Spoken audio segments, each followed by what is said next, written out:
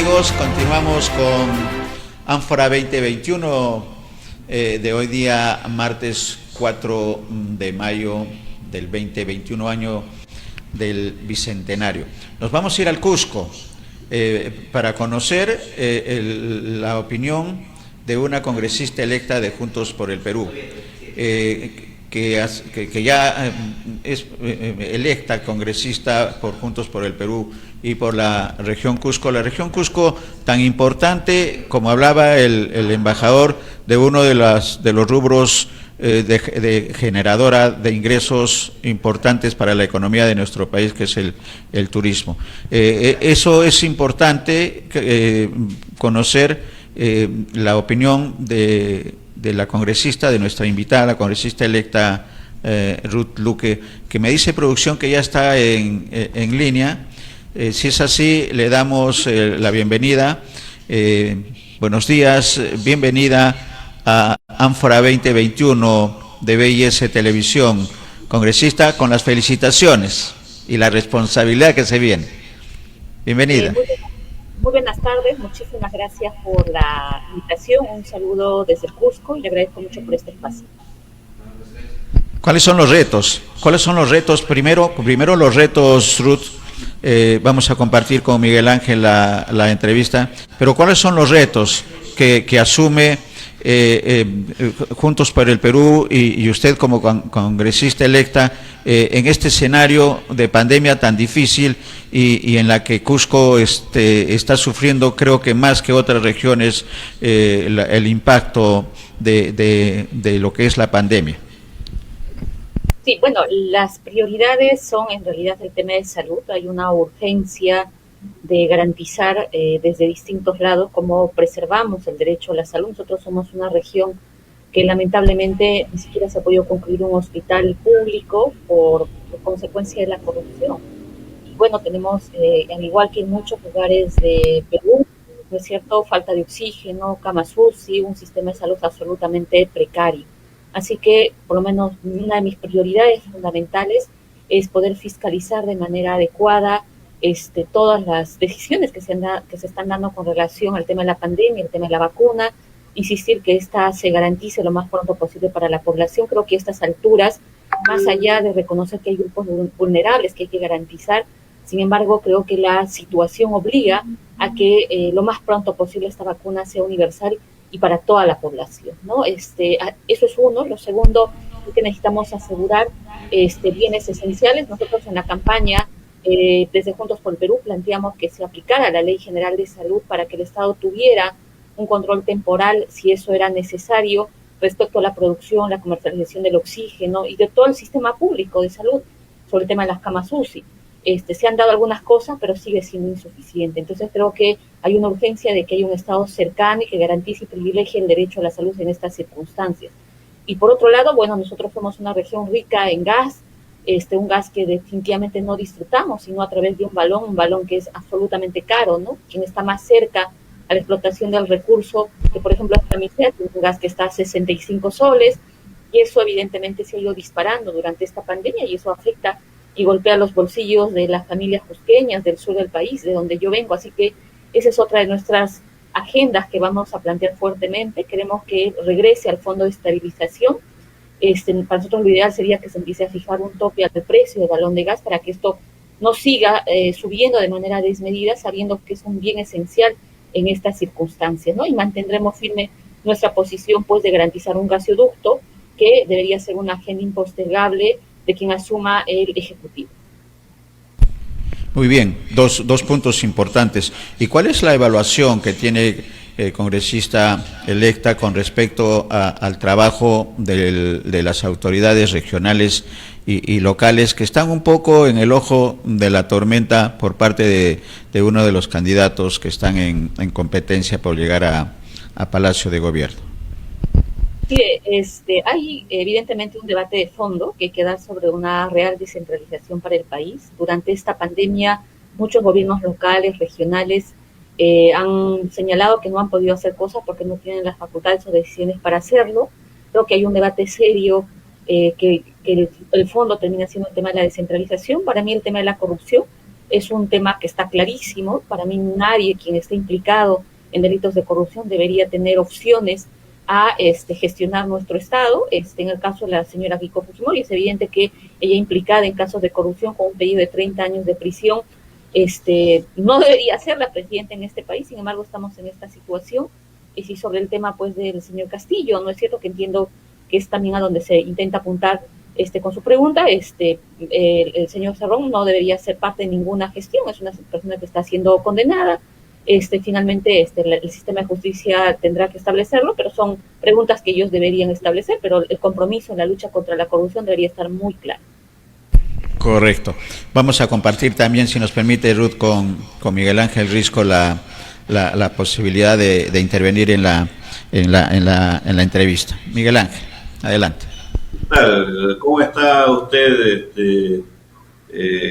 congresista electa, Ruth Luque? Estamos preocupados definitivamente por lo que pueda pasar, especialmente en nuestro país, si se va o no a tomar decisiones drásticas, por ejemplo, respecto de los casos de corrupción. ¿Muerte civil o no muerte civil?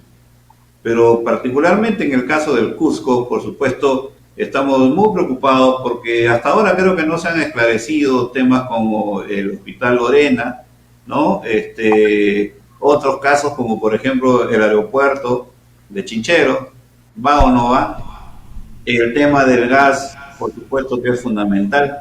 De modo que en ese contexto, ¿qué es lo que podemos esperar? Se requiere definitivamente una política anticorrupción que realmente sea ejemplar, sea drástica. En ese sentido, ¿tiene usted alguna propuesta de ley o solamente va a esperar el tema de la fiscalización?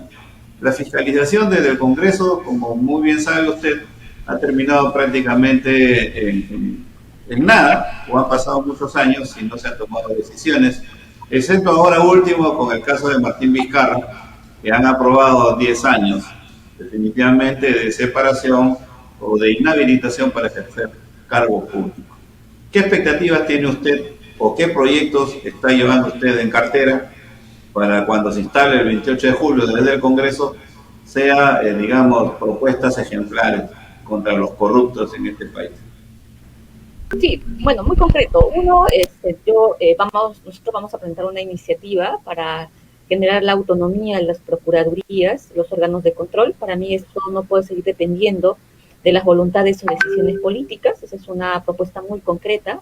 Yo creo que la lucha contra la corrupción se tiene que dar desde instancias autónomas y no dependiendo de voluntades o decisiones políticas. Respecto a la pregunta sobre el tema del hospital, les señalo que hace poco se aprobó en el Congreso de la República, en el caso de Cusco, una ley de declaratoria de interés nacional. Finalmente las normas declarativas pues son exhortativas, como se sabe.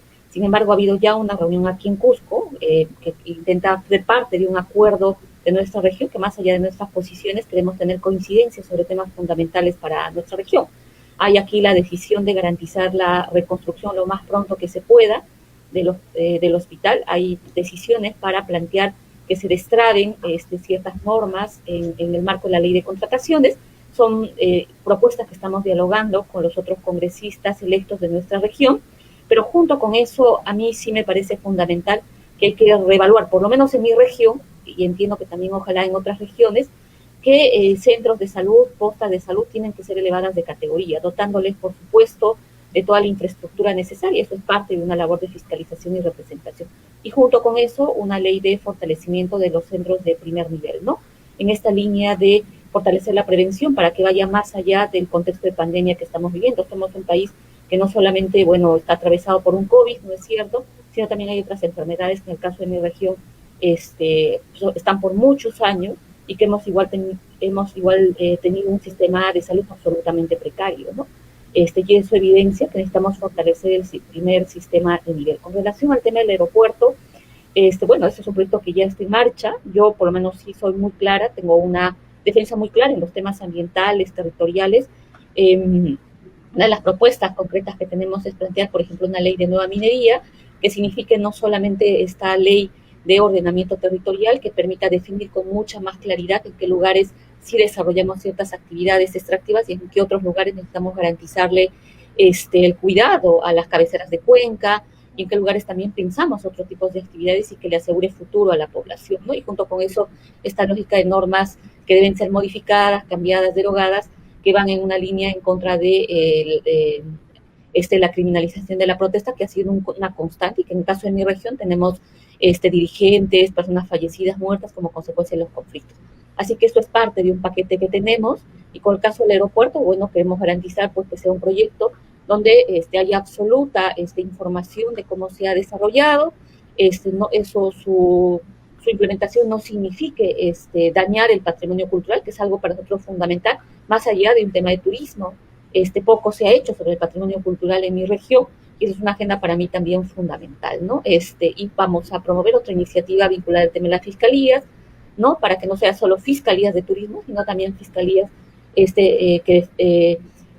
defensa del patrimonio cultural, ¿no? Que acá tenemos varias investigaciones al respecto, así que en el caso del aeropuerto yo voy a ejercer fuertemente una labor de fiscalización y denunciaré públicamente cuando se ponga en riesgo el patrimonio cultural, que para mí eso es algo que debería garantizarse sí o sí en cualquier desarrollo de una actividad de cualquier nivel. Una consulta también a propósito del anuncio de la candidata presidencial Keiko Fujimori sobre la repartición del canon hasta un 40% directamente a las familias en la zona de influencia, a la zona de impacto. ¿Han evaluado Juntos por el Perú el impacto? Porque hemos también hecho referencia a que no solamente hay canon minero, hay canon hidroenergético, canon gasífero, canon pesquero, canon forestal, canon maderero, canon portuario, de modo que de todas maneras, si algo se va a mover uno de los canon, entonces también esto significa que hay que hacer lo mismo con las otras asignaciones. ¿Qué opinan ustedes? ¿Han evaluado en Juntos por el Perú esta posición de la candidata de Fuerza Popular? No tenemos una posición aún colectiva, no hemos reflexionado aún este tema, sin embargo yo voy a dar mi posición individual. Yo sí creo que hay una necesidad de mirar el tema de la ley de canon, hay que hacer evidentemente varios ajustes, en vista de que mucho efectivamente del dinero no solamente no ha sido gastado, sino que hay que colocar y decir las cosas como son. El canon, el dinero del canon, hay cosas que no pueden ser distribuidas y utilizadas para ciertas cosas. Un ejemplo concreto es lo que pasa en Camisea. Por ejemplo, la ley de canon no puede utilizarse, por ejemplo, para la contratación de personal médico, profesores, mejorar el tema del acceso al internet, etcétera. No se puede gastar. Entonces sí hay que hacer un debate concreto y serio de lo que puede significar una nueva ley de canon con sus absolutas modificaciones. Y para mí ese no es un debate que debería, hacerlo, un congresista, ¿no es cierto? Podemos tener propuestas, pero creo que eso sí requiere un diálogo con las autoridades locales, con las organizaciones, para hacer una distribución más justa, pero que efectivamente garantice desarrollo.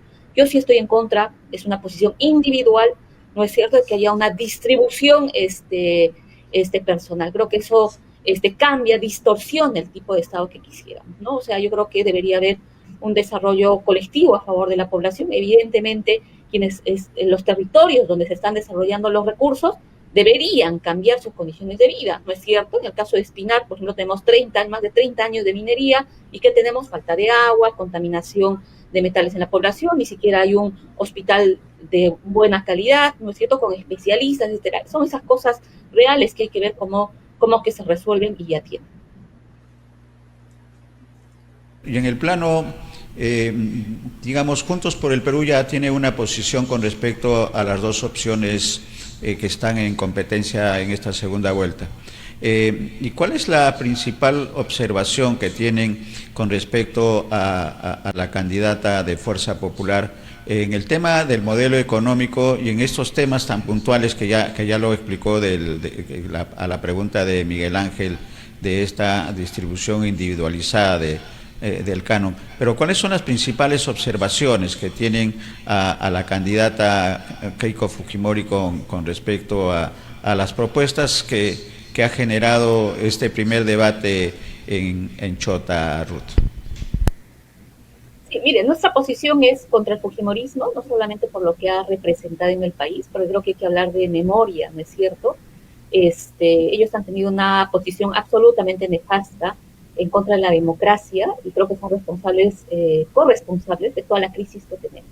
El 2016, la señora Keiko Fujimori tuvo 73 congresistas que se dedicaron solamente al blindaje e impidieron una reforma del Sistema Nacional de Justicia. Producto de esa responsabilidad que ellos tienen, poco se ha hecho en el sistema de justicia porque se han dedicado a cuidar al señor Inostroza y a los otros cuyos blancos. Así que esa actitud de blindaje que han tenido no ha cambiado. El Fujimorismo es una organización que está implicada en casos de corrupción. Ellos, de hecho, están siendo investigados como organización política. La señora Fujimori está pedido con 30 años de prisión, así que nuestra postura es absolutamente claro con relación al tema del Fujimorismo, y lo que ha dicho en Chota, ¿no es cierto?, más allá de quejarse y dolerle tanto de visitar el interior del país, queda pues claro que es una organización que se está manteniendo en los principios que ellos tienen, que es defender un modelo económico que para nosotros no ha servido para nada, ¿no es cierto?, ha generado toda esta crisis evidenciada en la pandemia, y hay una urgencia de generar cambios en nuestro país. O sea, necesitamos un tipo de Estado distinto, más allá de las posiciones ideológicas que tengamos. Evidentemente, no es un Estado que está a la altura de las circunstancias, necesitamos hacer una refundación en muchas cosas, y eso significa también hacer un debate del tipo de economía que está en nuestro país.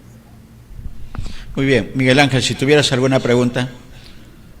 Sí, el tema, además, respecto, por ejemplo, al llegar usted al Congreso, ya hemos escuchado su propuesta básicamente de fiscalización. El tema también, obviamente, de las alternativas y las propuestas de carácter legislativo, pero el tema de representación. El tema de representación creo que adolece mucho en el Congreso de cómo es que justamente los congresistas tienen que llevar, evidentemente, las propuestas o los reclamos de sus comunidades ante el Pleno del Congreso. ¿Y eso en qué termina? Porque lo que hemos visto es justamente que tiene más posibilidad de representar y lograr beneficios a su pueblo si es justamente el partido de gobierno. De lo contrario, siempre lo van a chotear. ¿Tiene usted alguna alternativa para que en todo caso sea más justa la representación de los congresistas y efectivamente su población sea escuchada, no solamente por ese congresista que va a representarlos, sino que haya un correlato en los niveles de ejecución, como es el Poder Ejecutivo y cada uno de los ministerios? Porque de lo contrario, siempre seguimos en ese festival de quien gana propuestas, aquel que tiene más relevancia, es del partido de gobierno. De lo contrario, todos los proyectos y todos los reclamos de la población son sencillamente postergadas, y prácticamente me refiero a todas las comunidades desprotegidas del Perú que hasta ahora no han tenido todos los beneficios de este supuesto desarrollo que hemos logrado en los últimos tiempos en el Perú. ¿Cómo está visualizando usted este problema? Bueno, yo creo que hay una crisis más profunda en nuestro país, hay una crisis de representación política. Los políticos que no sean conscientes de esa crisis, creo que no van a generar la legitimidad y confianza que se necesita. Yo particularmente lo soy, yo no creo que ninguno de los partidos, incluso gane después de esta segunda vuelta, tiene esa legitimidad y confianza de la población. Así que creo más bien en la necesidad, y ojalá que sea pues una decisión de estas organizaciones políticas, que lo que se busque no solamente sea el diálogo, sino la coincidencia en temas sustanciales para el país, ¿no? Temas de salud, educación, reactivación de la economía, ¿no es cierto?, especialmente para la agricultura pequeña, para otros sectores, ¿no? De hecho, nosotros, por lo menos yo que he sido elegida, espero generar esas coincidencias programáticas con algunas bancadas dentro del Congreso, como el caso de Perú Libre, que entiendo van a tener también una posición mayoritaria, y denunciaremos también cuando se presenten los retrocesos de derechos que signifique. Y quienes sea gobierno, sea el señor Castillo, sea la señora Fujimori, tendrán pues que comprometerse en esas agendas sustanciales a implementar los primeros 100 días de gobierno, que desde mi punto de vista tienen que ser con los temas de salud, ¿no es cierto?, garantizando vacuna universal para todos, un Estado muchísimo más activo con relación al tema de las camas UCI, el tema del oxígeno, el tema de la educación. Tenemos que hablar de un acceso a Internet de manera universal, empezando por las comunidades campesinas, indígenas, y una reactivación económica para los sectores que no han recibido absolutamente nada hasta el momento. Nos referimos al tema de la agricultura pequeña, en el caso de mi región al tema del turismo, ¿no es cierto?, que está paralizado, que eso lamentablemente está generando un grande perjuicio para la población, y creo que también es fundamental hablar sobre el tema del trabajo. La gente necesita trabajo, y eso se va a hacer en la medida que haya una reactivación seria hacia los sectores pequeños, microempresarios. Importante la vigilancia ciudadana y la vigilancia parlamentaria legislativa. Muchas gracias, Ruth, por esta primera oportunidad. Vamos a tener seguramente más adelante volver a conversar sobre algunos temas, sobre equidad de género, sobre igualdad, que también son sumamente importantes, y el hecho que en este Congreso, al parecer, mientras no se den los resultados finales, va a haber una cantidad superior a las 50 representaciones para las mujeres, y eso es bueno. Eso es bueno. Lo que después habrá que ver es de la cantidad, cuál es la calidad y la representación de las mujeres en el próximo Parlamento Nacional. Muchas gracias, Ruth, desde el Cusco, por esta participación en Ánfora 2021 de BIS Televisión. Muchísimas gracias. Un saludo para ustedes. Gracias.